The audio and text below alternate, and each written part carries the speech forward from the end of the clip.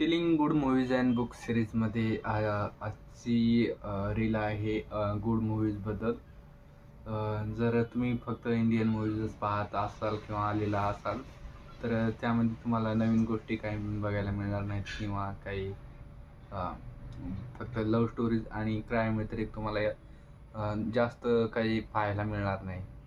तर हॉलिवूडच्या सर्वात चांगल्या मूव्हीजपैकी मला मार्वलच्या मूव्हीज आवडतात. त्याच्यामधलीच आयरन मॅन सिरीज सर्वात आवडती सिरीज आहे माझी.